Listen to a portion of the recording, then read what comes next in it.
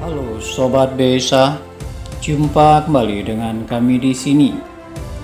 Kali ini kita akan bahas tentang Masjid Patok Negoro Keraton Yogyakarta. Disimak ya Sobat, jangan lupa like, subscribe, dan tekan tombol loncengnya ya, biar kita lebih semangat membuat konten-konten menarik untuk Sobat BSA semuanya.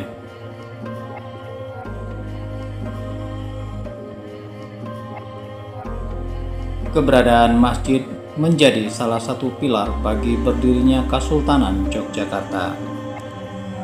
Selain masjid gede yang berada di pusat pemerintahan, Kesultanan Yogyakarta juga membangun masjid di 4 penjuru mata angin.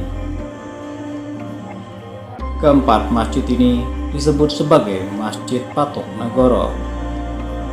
Secara makna kata patok berarti sesuatu yang ditancapkan sebagai batas atau penanda, dan dapat juga berarti aturan, pedoman, atau dasar hukum. Sementara negara berarti negara, kerajaan, atau pemerintahan.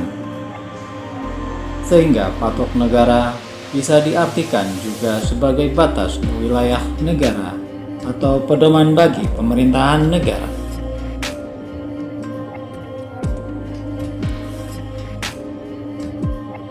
Secara keseluruhan, Masjid Patok Negara memiliki fungsi sebagai pusat pendidikan, tempat upacara, kegiatan keagamaan, bagian dari sistem pertahanan, sekaligus bagian dari sistem peradilan keagamaan, yang disebut juga sebagai Pengadilan Surambi.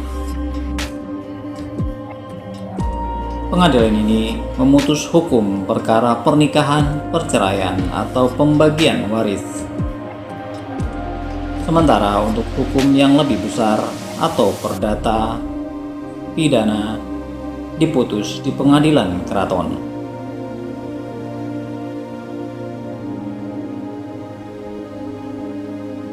Keempat, Masjid Patok Negara yang dibangun di masa Sri Sultan Hamengkubuwono I.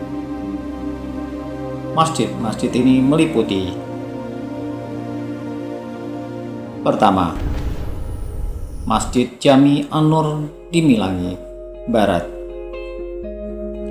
Masjid ini didirikan dan dikelola oleh BBH Sanyo atau lebih kenal sebagai Kiai Nur Iman.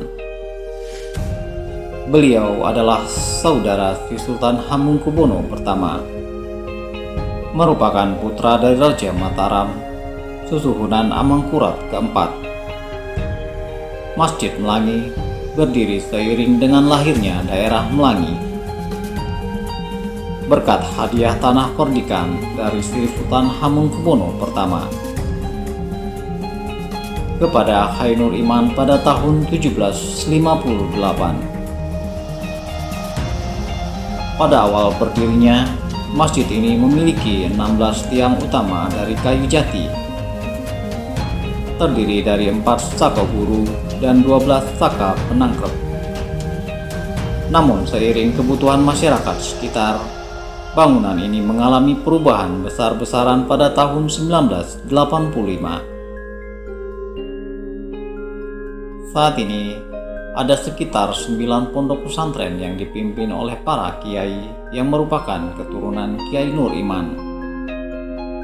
Tidak kurang ada 1000 santri yang belajar di pondok-pondok tersebut.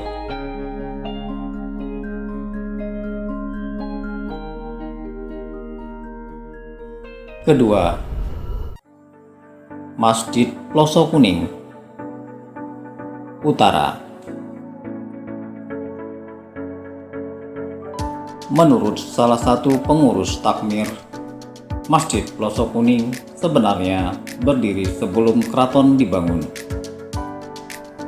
Masjid ini didirikan oleh Kiai Mursodo.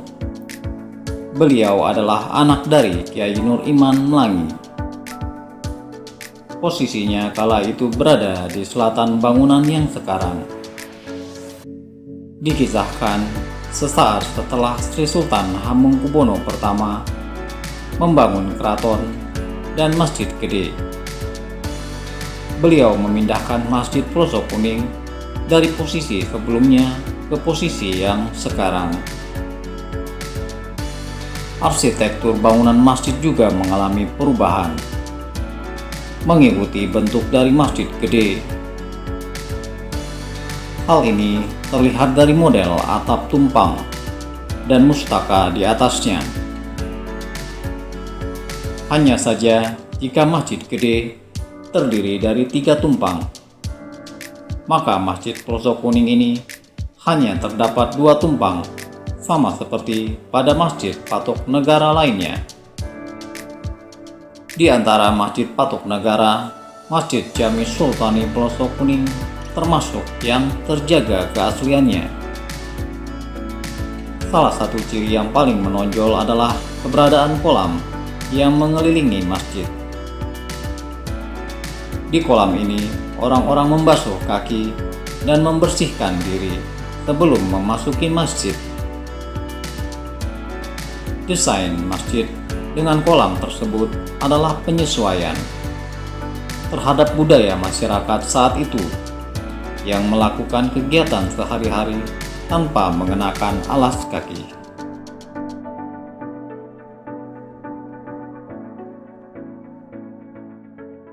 Ketiga, Masjid Nurul Huda, Selatan. Masjid Nurul Huda terletak di wilayah Kauman, Dongkelan, tepatnya di Desa Tirto Nirmolo, Kasihan Bantul, Yogyakarta. Masjid ini merupakan salah satu saksi bisu peran Masjid Patok Negara sebagai sistem pemerintahan. Di masa perlawanan Pangeran Diponegoro, masjid ini ludes dibakar oleh Belanda karena dianggap sebagai tempat berkumpulnya para pejuang pengikut Pangeran Diponegoro. Masjid Nurul Huda didirikan pada tahun 1775 dengan Kyai Syihabuddin sebagai penghulunya. Bangunan awal masjid ini beratapkan ijuk. Ciri utama sebagai Masjid Patok Negara terletak di mustaka tanah liatnya. Mustaka tersebut kini tidak ada lagi berada di atas masjid, namun disimpan dalam kotak kaca. Mustaka ini pula yang tersisa dari bangunan ini ketika ludes dibakar Belanda.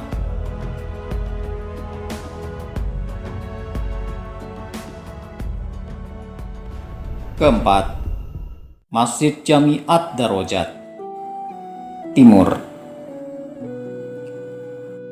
Masjid ini terletak di Babadan, Bantul, Yogyakarta.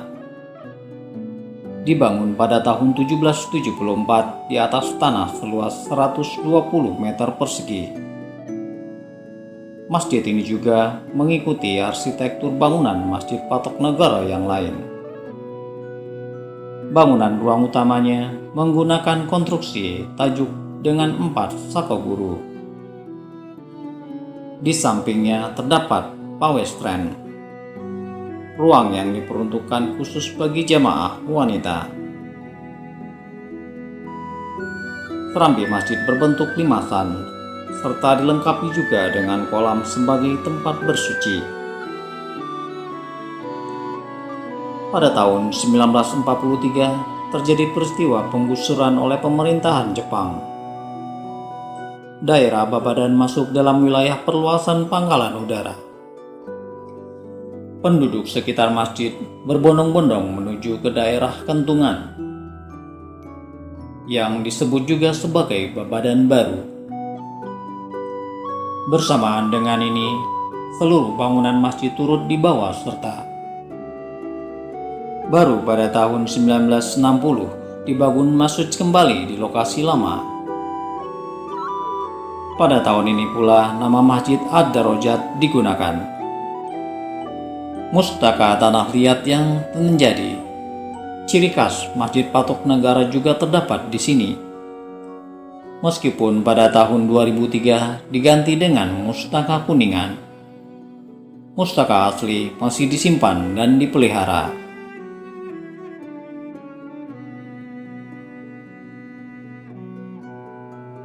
Dalam falsafah Jawa dikenal sebagai kiblat papat timo panser, atau yang dikenal juga dengan mancapat manca lima. Falsafah ini diwujudkan dengan posisi 4 Masjid Patok Negoro di 4 penjuru mata angin, dengan Masjid Gede sebagai pusatnya. Hal ini adalah perwujudan konsep mandala. Jumlah tumpang pada atap digunakan sebagai pembeda antara posisi Masjid Gede sebagai pusat dan keempat masjid lainnya sebagai penjuru. Mandala dalam konsep pemerintahan merupakan penggambaran keharmonisan antara makrokosmos dengan mikrokosmos atau rakyat dan pusat kekuasaan.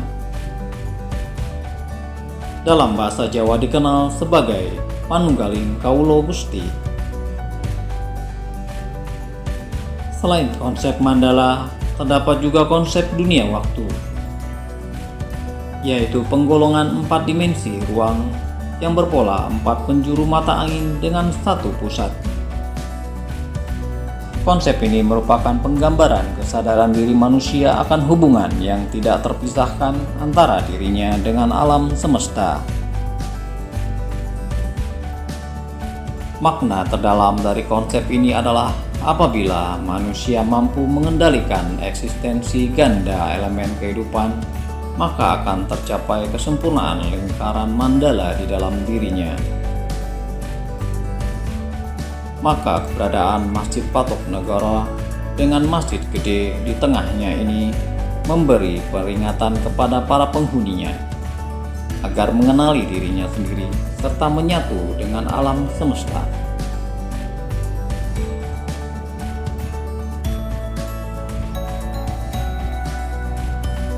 Bagaimana dengan info yang baru saja kami berikan pada sobat-sobat semuanya? Jika kamu suka dengan video-video seperti ini, silahkan komen di bawah ini. Jangan lupa like, subscribe, dan share ke teman-teman semua ya.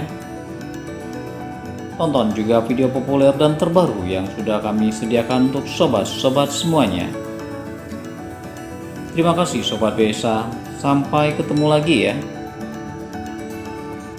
Salam Sobat Besa, selalu sehat dan tetap semangat.